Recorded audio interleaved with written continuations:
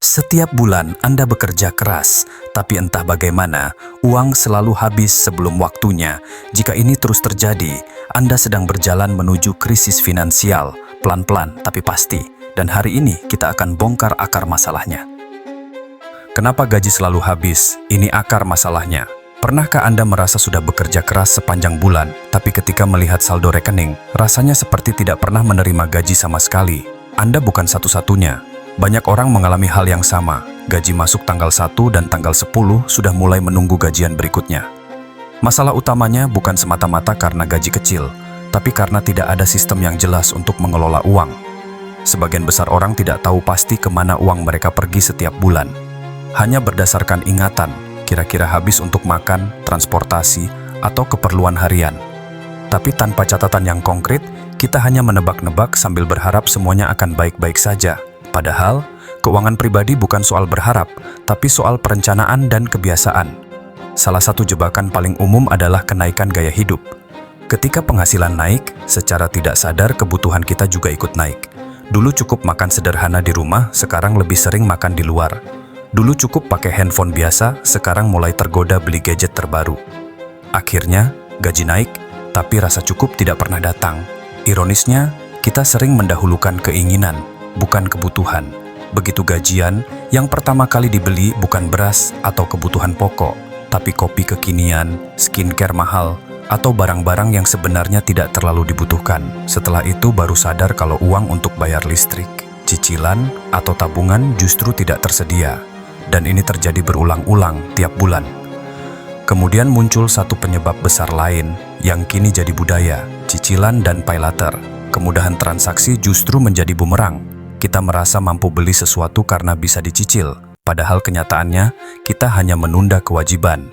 Dan ketika semua kewajiban itu menumpuk di akhir bulan, stres yang datang bukan karena kita kekurangan uang, tapi karena kita kebanyakan komitmen yang kita buat sendiri. Lalu apa yang bisa dilakukan? Langkah pertama adalah kesadaran. Sadar bahwa kita perlu berubah, sadar bahwa gaji kita berharga, dan sadar bahwa kalau terus dibiarkan, kita akan terus berada dalam siklus yang sama.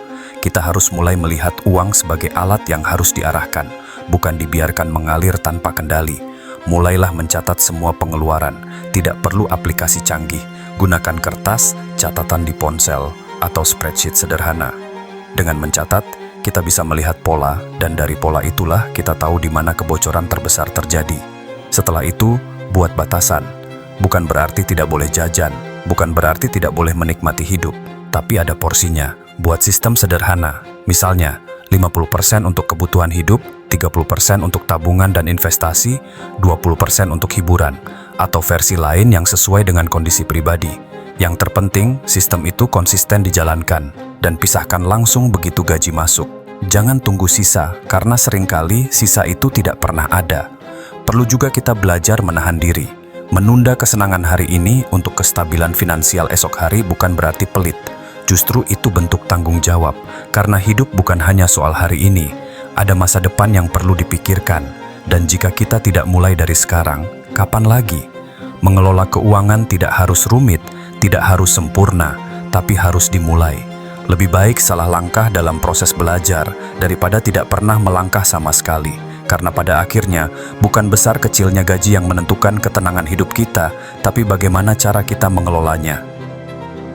Pada akhirnya, mengelola keuangan bukan soal besar kecilnya gaji, tapi tentang kesadaran, kebiasaan, dan keberanian untuk mulai berubah.